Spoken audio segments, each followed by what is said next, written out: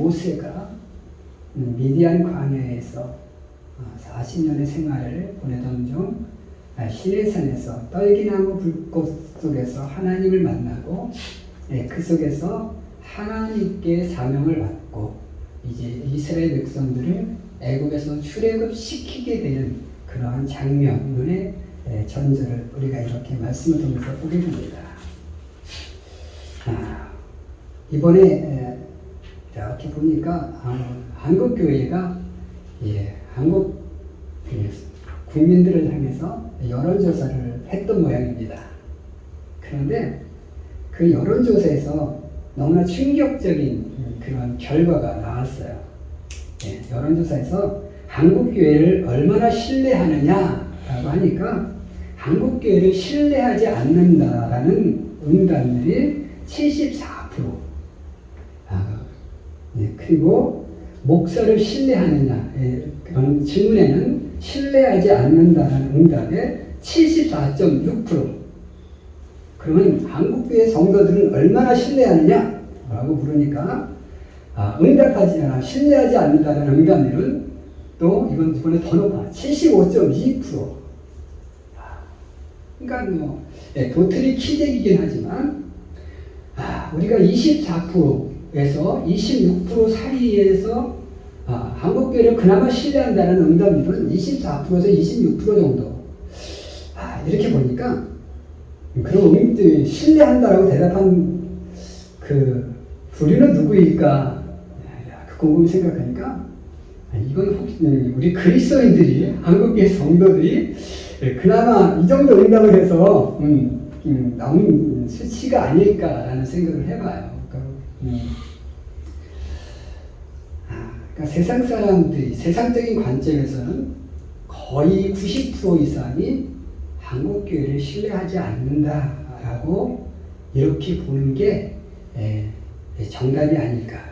그렇다면 이 응답률을 놓고 보면 한국교회의 수준은 폭망의 수준이다 라는 것을 이렇게 보게 됩니다. 너무나 안타까운 그런 결과이죠. 나름 이렇게 한국교회가 정말로 한국의 사회를 이끌어왔던 지난 날이 있었음에도 불구하고 이렇게 점점 신뢰도가 실추되고 있다라는 이러한 결과를 지속적으로 받고 있는 것은 그만큼 우리 한국교회가 정말로 교회다운 역할을 또 정말로 참된 신앙의 모습을 이뤄가고 있는 그런 반증의 모습이라고 보여집니다. 이 세계는 모든 것의 위기의 시대잖아요. 그죠? 지금 트리키와 시리아에서 대지진으로 인해서 굉장히 큰 위기를 겪고 있고 우크라이나는 또 전쟁으로 위기를 겪고 있고 또 이런 기근과 지진과 또 여러 가지 기후 이상으로 인해서 어려움이 증폭되는 가운데 온 세계가 또 경제적 위기를 겪고 있고 모든 것이 위기의 순간순간들이 이렇게 정말 겹쳐지고 또 겹쳐지고 또 겹쳐지는 이런 어려운 현실 속에 우리가 살아가고 있다는 겁니다. 자, 위기가 오면 영웅이 있게 되어지고 오늘 이 시대는 바로 이 위기를 극복할 수 있는 극복해내는데 역할을 감당하는 영웅이 필요한 시대가 아닌가 이렇게 보여집니다. 오늘 지금 이스라엘 민족에게는 굉장한 위기의 순간이 왔어요. 그렇죠? 얼마나 고통이 심했으면 그 고통의 시름소리가 하나님에게 전달되었고 그 하나님이 그 각대를 보았으므로 이제는 이 백성을 구원해내야 될 때가 왔구나 라고 이렇게 여겨지는 그런 위기의 순간이 왔습니다. 그래서 그 위기의 순간에 이제 하나님께서 한 명의 영웅을 선택하죠. 그 영웅이 누굽니까? 모세였던 것이죠. 오늘 우리가 정말 이 한국의 위기 속에 또 전 세계의 위기 속에 우리가 정말로 또 우리 신앙의 위기 속에 우리가 믿음의 영웅으로 살기 위한 삶을 우리가 함께 참고해보며 은혜 나누기를 원합니다. 첫 번째로 우리가 믿음의 영웅이 되기 위해서 우리가 어떤 삶을 살아야 할 것이냐? 첫 번째로는 죽음을 뛰어넘는 삶을 사는 자가 되어야 되겠다라는 것입니다. 자, 모세가 지금 어디서 하나님을 만나요? 미디안 광야 속 시내산에서 하나님을 만나죠. 자, 그러면 모세가 왜 미디안 광야로 도망을 가야 했을까라는 거죠. 무엇 때문에 도망갔어요? 무엇이 무서워서 도망갔을까요? 애굽의 왕자였던 이 모세가 무엇이 무서워서 도망갔겠느냐라는 거예요. 그것은 바로 죽음이라는 겁니다. 애굽 사람을 쳐 죽임으로 인한, 그리고 그 일이 탄로되어서 그 당시의 왕인 바로가 누구를? 모세를 죽이고자 했습니다. 왜? 이 모세는 차기 대권 주자였어요. 그죠? 차기 대권 주자입니다. 이 모세만 없으면 이제 이 왕은 자기의 권위에 도전할 만한 마땅한 이인자가 없는 거예요. 없애버리면 자기의 왕권을 굳건하게 지킬 그런 계기가 돼요. 그 때가 좋은 거죠. 야, 이게 살인을 했어. 애굽 사람을 죽인 거야. 야, 너 살인자야. 너 죽여버리면 돼. 그게 뭐야? 죽고 싶지 않아서 그 죽음이 두려워서 모세는 미디안 광야로 도망가고 있다라는 거죠. 그런 그가 시내산에서 가시떨기 나무 속에서 불꽃이 피게 됐고, 그 불꽃 속에서 하나님을 만나게 되죠. 자, 그리고 하나님 앞에 사명을 받게 됩니다. 그러나 여전히 그의 마음속에는 뭐가 있었어요? 두려움이 있었어요. 죽음에 대한 두려움이 있었어요. 그래서 안 가려고 발버둥치고 또 발버둥치고 발뺌하고 또 발뺌하고 안 가려고 애를 씁니다. 하지만 하나님은 그를 정말로 끈질기게 설득해서 뭐요? 이제 바로 앞으로 보내죠. 자, 바로 앞에 가게 되는 그 순간 모세의 머릿속에는 그동안 자기의 머리를 자리 잡았던 그 죽음에 대한 두려움이 없어졌어요. 그래서 바로 앞에 설 수 있게 되었고, 그리고 이스라엘 백성들을 그 애굽에서 그 고통의 상황 속에서 건져내는 정말로 그 사명을 감당할 수 있게 되었던 것을 보게 됩니다. 우리가 죽음이 무서운 사람들은 어때요? 큰 일을 해낼 수가 없어요.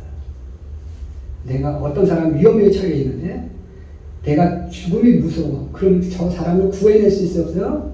뭐 철길에서 막 기차가고 있는데 여기 어린아이가 있어. 근데 이 아이를 나밖에 구원해줄 사람이 없어. 그런데 내가 죽음이 무서워. 그럼 이 아이를 건져낼 수 있어요? 못 건져내죠. 그 순간 죽음의 두려움이 없어질 때고요. 그 기찻길 속으로 뛰어들어서 그 아이를 건져낼 수 있죠. 때로는 죽을 수도 있어요. 하지만 그 죽음의 두려움을 극복해냈을 때 그 아이를 향해서 돌진할 수 있고, 때로는 정말 그 아이를 구해낼 수 있는 기회도 얻을 수 있는 거죠. 오늘 우리가 영웅이 되기 위해서는 죽음을 뛰어넘는 삶을 살 수 있어야 돼요. 우리 믿음의 선배들이 어떻습니까? 정말로 우리 12제자들이, 주님의 12제자들이 다 순교의 삶을 살아가잖아요. 초대교회 로마의 성도들이 어떻습니까? 원형극장에서 때로는 화형을 당하기도 하고, 때로는 사자의 무리에 밥이 되어가면서 죽기도 하지만, 그 모든 그런 죽음의 순간 속에서 어때요? 굴복하지 않고 순교당하는. 그러니까 어때요? 그들의 믿음의 그 모습을 통해서, 죽음을 두려워하지 않는 그 믿음의 모습을 통해서 결국 로마가 어떻게 돼요? 기독교화가 되어지는 이런 놀라운 역사를 이루게 되는 것을 봅니다. 자, 사람들은 도대체 무엇 때문에 저 죽음이 두렵지 않을까? 이런 놀라움을 안기게 되는 거예요. 오늘 우리가 죽음을 뛰어넘는, 물론 죽음의 두려움을 뛰어넘는다는 것은 그리 쉬운 일은 아니에요. 말로는 쉬워요. 논리적으로는 쉬워요. 하지만 그것이 그리 쉽지 않지만, 그러나 그것을 뛰어넘는 삶을 사는 자가 무엇이 될 수 있어요? 영웅이 되어질 수 있다라는 겁니다. 오늘 우리의 이 시대는 바로 교회를 위해서, 하나님을 위해서 나의 목숨을 두려워하지 않고 신앙을 위해서 내 목숨을 던질 수 있는 그런 믿음의 사람이 많아질 때 다시 한번 교회는 회복되어질 수 있고 하나님의 영광은 드러날 수 있는 계기가 될 수 있음을 기억하셔서 한국교회의 위기를 극복해내는데 정말로 조금이나마 일조할 수 있는 그런 우리 믿음의 영웅들로 거듭나는 우리 귀한 성도들이 되시기를 주님의 이름으로 간절히 축원해 드립니다. 아멘. 두 번째로 우리 믿음의 영웅이 되기 위해서는 어떤 삶을 살아야 되느냐? 하나님이 주시는 가치관으로 사는 자가 되어야 된다라는 것입니다. 모세가 가시떨기 불꽃 속에서 하나님을 만나면서 이제 그의 생각이 조금씩 바뀝니다. 예, 그가 애굽에서 이스라엘 민족을 위해서 그 애굽 사람을 쳐 죽인 살인 사건을 범하게 되죠. 자, 왜 애굽 사람을 죽였을까? 왜 애굽 사람을 죽였을까라는 거죠. 여기에는 이런 측면도 있다고 보여집니다. 야, 내가 지금 애굽의 왕자의 신분이에요. 그런데 애굽의 왕자의 신분으로 같은 민족이긴 하지만 이스라엘 백성들에게 신임을 얻기 위해서는 내가 그냥 평범한 일을 해서는 평범한 말로 어떤 평범한 행동으로는 이스라엘 백성들에게 신임을 얻는 게 그리 쉬운 건 아니에요. 왜? 너는 애굽의 왕자잖아. 너는 먹고 사는데 부족함이 없잖아. 너는 권세를 가졌잖아. 이런 어떤 시각 때문에 쉽게 신임을 얻는 것은 쉽지 않다는 거예요. 그러다 보니까 이스라엘에서 신임을 얻기 위해서는 어떤 특별한 조치가 필요한 거죠. 내가 너희들을 위해서 내가 이렇게 애굽 사람도 죽일 수 있어? 이런 어떤 세상적 관점, 하나님 주신 관점이 아니라 내가 너희들에게 어떤 인정을 받기 위해서, 내가 너희들에게 어떤 신임을 얻기 위해서 내가 이런 일도 할 수 있어라는 그런 세상적 관점의 측면이 강했을 수도 있다라는 거죠.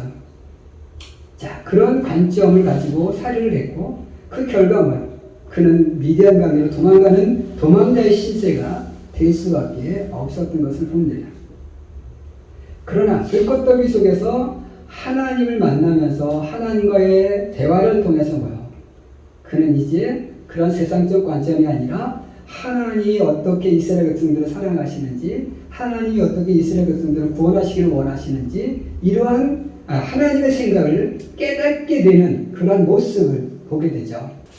그래서 하나님의 관점으로 자신의 생각을 조금씩 바꿔가게 될 때 그는 이제 이스라엘 백성들을 구원하는 그런 구원자로서, 지도자로서 거듭나게 되는 그런 모습을 보게 됩니다. 오늘 우리가 그 아브라함 같은 경우도 보면 우리가 세상적 관점으로 아브라함을 보게 되면 어떻습니까? 아브라함을 보게 되면 이게 지금 아브라함도 그 갈대아 우르 지역에서 사는 그런 갈대아 우르의 국민 중에 한 사람이었어요. 그죠? 세상 사람들이 볼 때는 아브라함의 신앙은 뭐요? 아브라함의 개인의 신앙이었습니다. 아브라함 그 당시에 하나님을 믿는 사람 누구밖에 없었어요? 아브라함 한 사람밖에 없었어요. 솔직히 말해서. 그죠? 아버지 데라도 우상을 만들어 파는 사람이었고, 그죠? 거기에 속해서 그냥 달신을 섬기고 물신을 섬기고 그런 사람이었죠. 근데 그 중에서 아브라함이 하나님을 만나게 돼요. 그래서 아브라함은 개인의 신앙이었죠. 자, 아브라함 개인의 신앙이 이제 사라를 만나게 되고 거기서 이삭을 낳게 되고 이래서 쭉쭉쭉 해서 나가면서 이제 개인의 신앙이 어디의 신앙으로 바뀌어요? 한 가정의 신앙으로 바뀌게 되죠. 한 가정의 신앙으로 바뀌게 되고 이 한 가정의 신앙이 또 지금 이제 모세 때가 와서는 뭐요? 민족의 신앙으로 바뀝니다. 자, 그러면서 이 아브라함의 가정, 이 아브라함이 가진 이 신앙이 그 하나님이 주신 가치관으로 바뀌게 돼요. 이제 하나님 주신 가치관. 그러니까 지금까지는 갈대아 우르의 가치관으로 살아오다가 이제는 뭐요? 아브라함을 통해서 아브라함의 가정은 하나님이 주신 가치관으로 자신의 삶을 바꿔가는 거예요. 자, 그렇게 오랜 세월 위에 민족의 신앙으로 바뀌기까지 뭐요? 하나님께서 그렇게 이스라엘 백성들을 고통 중에 훈련시키시고 또 출애굽을 시켰지만 여전히 이 이스라엘 민족들은 세상의 관점을 가지고 바라보게 되죠. 그러니까 또 과거의 40년을 통해서 하나님의 관점으로 이스라엘 백성들을 훈련시키십니다. 이래서 정말 세상적 관점을 털어버리고 하나님의 관점으로 세상을 바라보게 하는 민족으로 특별하게 이스라엘 백성들을 이렇게 구별해내시는 이런 모습을 보게 됩니다. 자, 오늘 우리가 이렇게 어떤 큰 일을 감당하기 위해서는 또 이렇게 많은 것들 속에서 나의 모습이 특별하게 드러나기 위해서는 필요한 것이 무엇이냐? 내 가치관이 아닌 내 생각이 아닌 하나님이 주신 생각, 하나님이 주신 가치관으로 살아가게 될 때 우리는 뭐요? 좀 세상과 구별된 모습으로 살아갈 수 있고 그런 모습으로 세상 사람들에게 정말 선한 영향력을 펼칠 수 있는 그런 모습, 삶을 살아갈 수 있게 되어진다라는 거예요. 오늘 우리가 이 시대의 위기를 극복할 수 있는 것은 우리가 조금은 세상적 물질의 관념, 물질에 우선하는 이런 생각들을 버릴 수 있을 때 우리가 좀 이 위기를 극복해내는 길이 되지 않을까 보여집니다. 우리는 너무나 이 물질에 매몰되어 살아가고 있죠. 너무나 디지털 문명에 매몰되어져 살아가고 있다는 거예요. 그러다 보니까 정이 없어지고 너무 이기적이 되어지고 그래요. 우리가 1960년대, 70년대 저희가 살았지만 그때는 정말 어려웠어도 뭐요? 이웃에 대한 정이 있었어요. 지나가는 사람, 내가 들에서 일을 하다 밥을 먹다가 지나가는 사람이 있으면 뭡니까? 불러드립니다. 일로 와, 같이 밥 먹고 가. 그랬어요. 지금은 뭐요? 가려고 하지도 않고 부르려 하지도 않습니다. 점점 삭막한 시대가 되어지고 있는 거예요. 어려움이 어려울수록 정말로 이렇게 정이 있으면 우리가 이 정으로 위기를 극복해내는 계기가 될 수 있습니다. 그래서 그런 진짜 내 거 안 할 건 사람이 없어요, 그죠? 하지만 아까워도 아낌없이 나누는 이런 모습이 뭐예요? 다 색다른 가치관이잖아요, 그죠? 하나님은 우리들에게 뭐예요? 늘 섬기는 삶을 살아가라고 말씀하고 있는 이 섬기는 삶, 이런 가치관을 우리가 살아가게 되어질 때 우리는 정말 내가 아주 대단한 영웅은 아니지만 내 삶 속에서 소소한 영웅으로서, 믿음의 영웅으로서 정말 세상을 또 내 주변을 변화시킬 수 있는 그런 영웅이 되어줄 줄 믿습니다. 그래서 우리가 내 생각이 아닌 어떤 세상적 가치가 아닌 하나님 주신 생각과 하나님 주신 가치관으로 내 주변에 조그만 빛을 발하고 조그만 정말 소금의 역할을 감당함으로써 썩어져가는 세상 속에 빛이 되어질 수 있는, 그리고 소금이 되어질 수 있는 그런 믿음의 영웅으로 살아가는 우리 모두가 될 수 있기를 주님의 이름으로 간절히 축원해 드립니다. 아멘. 마지막 세 번째로 믿음의 영웅이 되기 위해서 필요한 세 번째 삶의 자세는 하나님의 영광을 위해서 사는 자가 되어야 되겠다라는 겁니다. 모세가 애굽 사람을 죽인 이유는 또 무엇이었을까? 거기에 또 하나는 뭐예요? 정말 자신의 어떤 행위에 대한 인정함을 받고 싶은 이러한 모습이 있었을 것이라는 거죠. 그러니까 우리가 때로는 세상적 영웅들의 모습은 자신의 영광을 얻기 위해서, 내 이름을 드러내기 위해서 영웅의 삶을 사는 경우도 종종 있습니다. 물론 뭐 꼭 세상적인 사람이라 해서 그런 것은 아니지만 가끔씩은 뭐요? 내가 이 일을 했어. 이런 우리가 대통령이 되어지고 나면 뭐요? 내가 이만큼 일을 했어라는 치적을 드러내기 위해서 이렇게 굉장히 포퓰리즘의 그 정치를 하는 경우들은 많이 있는 것을 봅니다. 그렇게 포퓰리즘의 정치를 하는 이유는 뭐요?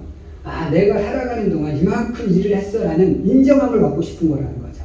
그러니까 정말 국민의 안위를 위해서, 정말 국민의 복지를 위해서, 국민의 정말 삶의 증진을 위해서가 아니라 내 명예를 위해서 내가 이만큼 일을 했어라는 치정을 받기 위한 그런 측면도 있다라는 거예요. 그러다 보니까 뭐예요? 뒤에 후유증이 나타나는 거예요. 그 정책이 이렇게 좋은 결과를 드러내지 못하고 오히려 정말 국민들에게 어려움을 주는 그런 경우도 종종 있어지는 것을 보게 되죠. 그러니까 우리가 세상적 영웅, 이렇게 자기 이름을 드러내기 위한 그러한 영웅적 삶은 나중에 어떤 부작용이 나타날 수 있어요. 그래서 오늘 우리가 나를 드러내고자 함이 아니라 하나님의 영광을 드러내고자 함, 그리고 정말로 타인을 정말로 살리고자 하는 그러한 관점으로서 우리가 삶을 살아간다면 우리의 그러한 삶은 뭐예요? 사실 부작용이 없어요. 그죠? 내가 아닌 저 사람을 드러내고 싶고 내가 아닌 저 사람을 살리고 싶은 이런 삶 속에서, 삶을 살아가는 것 속에서 부작용은 없다라는 거죠. 그러니까 하나님 우리들에게 뭐예요? 그런 삶을 요구하시는 거예요. 너를 위해서 사는 게 아니라 내 이웃을 위해서 사는 거예요. 그래서 친구를 위해서 죽는 것이 뭐예요? 가장 큰 사랑이라고 예수님도 말씀하시잖아요.